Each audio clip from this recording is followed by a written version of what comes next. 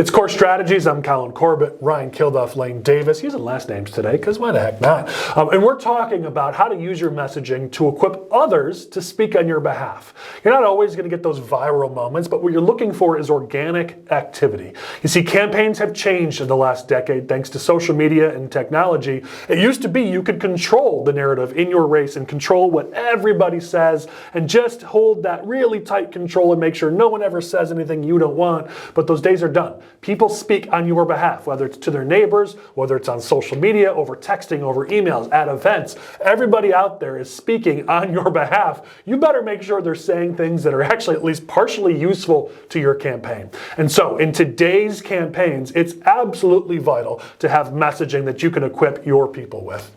I think the big thing is making the volunteers comfortable. You need to provide them with resources. You know, we've talked about friend-to-friend cards. Obviously, most campaigns are going to have walk cards.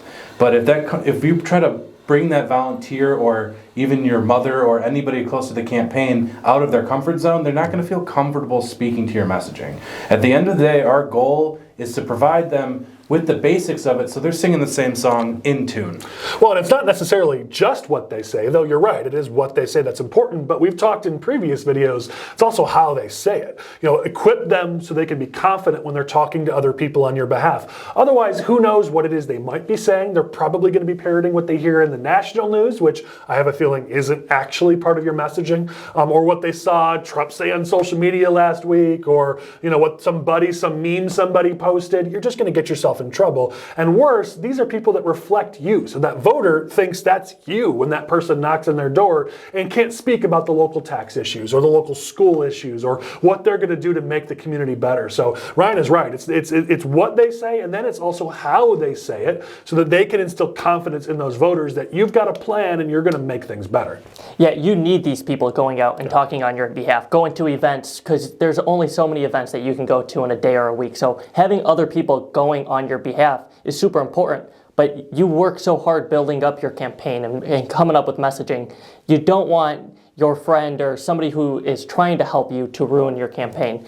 You might be talking about public safety, and they might say, yeah, XYZ candidate supports the police, and go into a bunch of things that aren't even about what you're actually passionate about, why you're running. And then all of a sudden you got articles or you have social media posts about this, asking you why you said somebody from your campaign said this, and it could just create a huge headache. Well, let's be honest, your opponents are trying to make you look bad. So any chance that you give them, they're going to take advantage if they're a decent campaign. So when you're surrogates, and that's what they are when they're speaking about you, they're surrogates. Even if it's just some random volunteer who gave you 1 hour putting out text messages, or just a friend of a friend of a friend who made one social media post, you're going to be held responsible for that. So it's not only giving them that messaging, so hopefully they'll work off the messaging as much as possible, but it's what Ryan said, giving them materials. So what are those materials that we would do? You mentioned friend-to-friend cards, literature. What else could you equip people with as these campaigns to make sure that your supporters all have the resources they need, but those resources are controlled by you? You've developed them. What else?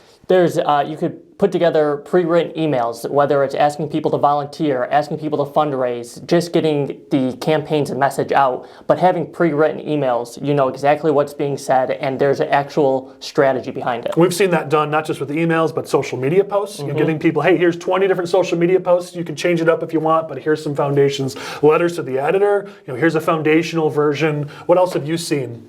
Letters to the editors is a great one because you can allow them to make it their own within a character limit. I mean, honestly, scripts are extremely helpful, and scripts aren't just the basics of the messaging, the base of the messaging. It's also giving them the comfort level to tell the story of why they're out there for you. Politics is, what we do is deeply personal, and usually somebody, especially at the local level, if they're helping you, live down the street or living across to another neighborhood. I mean, they could say, you know, I know Collin because we've been friends for 10 years and we met doing X, Y, or Z, and we love going to our favorite restaurant down the road. So that there's that personal connection, and maybe we find common ground. Because at the end of the day, A volunteer's job is just to make them like the candidate. It's not to convince them to support their issues. It's to get them to consider to support those issues. Well, and I think some of the other things we've seen used, like videos, if you could do like shorter videos, testimonials. Again, you don't want your volunteers or your supporters to have to create something. So can you give them something to post? A short video, testimonial videos, materials, language, whatever you can do to equip them. Now they're not writing from scratch, and so their margin for error there is infinitely smaller. And go have those volunteers, those surrogates, talk about parts of your campaign and your messaging that is important to them. Yep. So if you have a parent, a mother, have them talk about how you're improving the quality of life or you're keeping neighborhoods and families safe. Don't have her be the one talking about property taxes or something like that. It's important to make sure the right people are talking about the right pieces of your messaging. Unless that mother is the one who handles the finances, which, let's be real, is more and more nowadays. But the idea that you're saying is a solid one, which is you want to equip your people, but say, you don't have to parrot everything you see in here. Take what matters to you. Because the opposite of this is that you can overly script your people. If our grassroots expert Chris was here, he would say, let's not overly script our people because they need to have that personal connection, like Ryan said. And so if you say, hey, say these 20 words, they just come off like a robot. So I love what Lane said. This is equipping them, and I would say empowering them, which is a word we like using here, empowering them to not only speak on your behalf and do so well and on message, but also to be able to make it personal. So you tell them, listen, here's our message. You talk about the pieces that matter the most to you. You're getting the best of both worlds there. So I really like that point. I think another aspect is while we want everybody to be professional and comfortable, it doesn't need to be overproduced. I mean, some of the best videos we've done have been, quick tours of the school that need a certain aspect of the school that needs to be fixed, or we've had candidates with tough names to pronounce, so we've just gone around and asked different people to try to pronounce that name. What happens?